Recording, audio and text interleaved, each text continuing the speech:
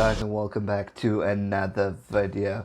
Six Nations is coming back.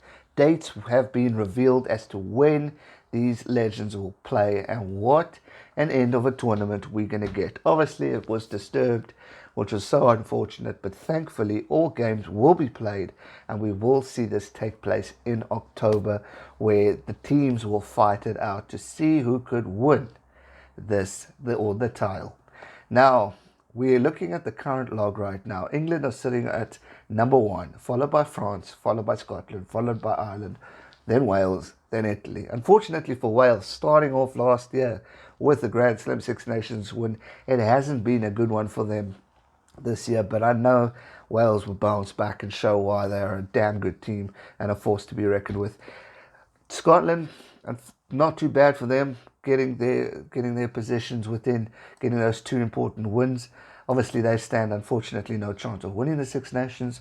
France, it all comes down to whether or not they can beat Ireland with the bonus point if they want any opportunity, but also they will need England to not get an all-important they'll need England to have one of the biggest upsets of their rugby career if Italy beat them, but I do not see that happening.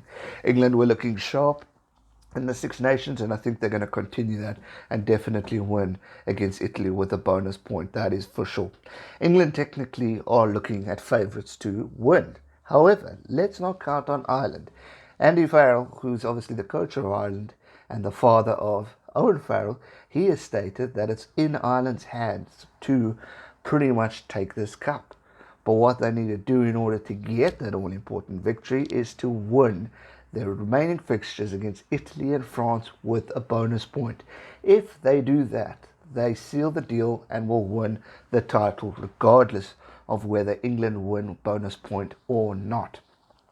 It's going to be a cracking end to a tournament. And, you know, as much as we thought, we probably at one stage didn't even think this would come back. We thought it's going to end like that, probably going to do what they did in the sevens, give the title to England. And I mean, rightly so, but it would have been unfair for Ireland, who still got a game in hand to even out, to see where they're going to lie in the position, as well as to give them the opportunity against France. Now, originally, when the Six Nations tournament started, we were pretty much looking at a final potentially between Ireland and France to see who could seal the deal. Because France surprised us all at the start of the Six Nations with amazing form, and unfortunately got their first loss in the tournament. But we all thought that this could be France's opportunity to really get a Six Nations title, because they were really playing cracking rugby. They started off with a bang and surprised us compared to what we've seen previously from the French national rugby team. So it was a great improvement. But the question is, these guys are obviously going to play a little bit of Premiership Pro 14 to get fitness levels. When they return to the international surface in October, how are they going to adjust? Will England be able to get that all-important bonus point against Italy? Will Italy be able to come back and get a bit of fight within them to hold England out? Or will Ireland technically be too tired or rusty to not be able to get those all-important bonus points against France and Italy? Now, we all would pretty much imagine that the bonus point against Italy is definitely possible, just like it is for England against Italy. But that all-important game against France is a big one, because France will obviously want to stay close to that second position, and then will want to try and get even more closer to cement it in. But Ireland, just as much, they want to play.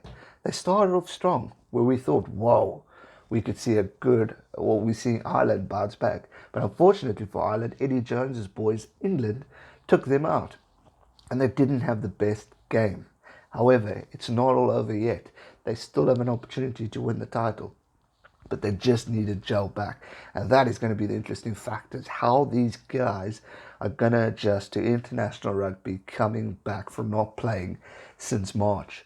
So a lot is on the line for these guys to really prove a point. But will they be fit enough? Will they be healthy enough, physically ready for the encounters that we're going to witness? And I mean, We look at England, pretty much they're looking at favourites right now. I can definitely see them winning bonus point against Italy. I can definitely see Ireland getting that bonus point against Italy. But however, I just see a tough contest between Ireland and France that could result in a very close game, which could mean Ireland maybe getting a win, or it could be a loss. But the bonus point is a very, very tough ask. But as Coach Andy Farrell has stated, it is in Ireland's hands. They have every opportunity to take on England at winning the title and beating France, cementing it in. And what a great comeback it will be for Ireland rugby, because obviously the World Cup isn't a happy memory for them. They got the big upsets against Japan. They obviously didn't get there past that dreaded quarter-final stage that we all know. Whether you love Ireland or not, well, I think those who don't support it, you want a team to get past that dreaded choking tag of getting through the quarter-final. And they're a strong team with great talent. But James Ryan, I think, is injured right now, so we're not sure whether or not he'll be physically fit for that, and that's a big loss for Ireland. Then we got Pro 14 starting, and let's Pro 14 and the Premiership Cup, as well as your top 14 whenever that gets underway. Physically, these guys are going to get back into the action. Now, if you watch Super Rugby Aotearoa and we've seen Super Rugby AU, we've seen injuries occur because these guys haven't played in 4 to 5 months, so they haven't been really physically ready. So in order to adjust their bodies to the game, it's going to be very interesting to see how many of those star players get injured or how they'll be protected. Because when we watch a Pro 14, for example, if you watch Leinster, you don't often see Johnny Sexton playing for them. He's pretty much on the odd sabbatical because he's always with Ireland and then goes on a break. Now is when these Pro 14 teams need their big stars. And this is when Ireland, Scotland, France, England, Wales and Italy need to have their big guys playing provincially, because they're going to need to get physically ready. They're going to need to get fit. They're going to need to be able to be prepared enough to take on the challenge.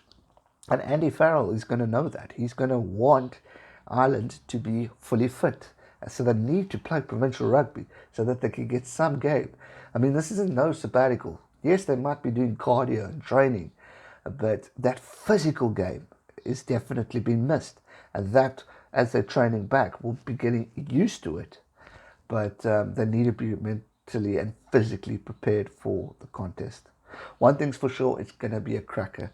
I personally want Ireland to pick up a victory. I think it'll be good for them.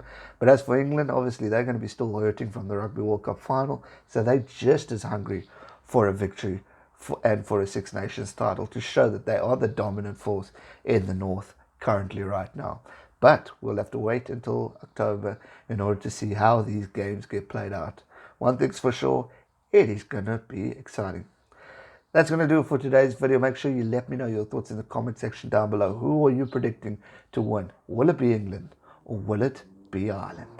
That's going to do it for today's video. I hope you enjoyed it. If you did, smash that thumbs up button, subscribe if you're new, and I'll see you real soon for another one. Stay safe and never give up. Cheers.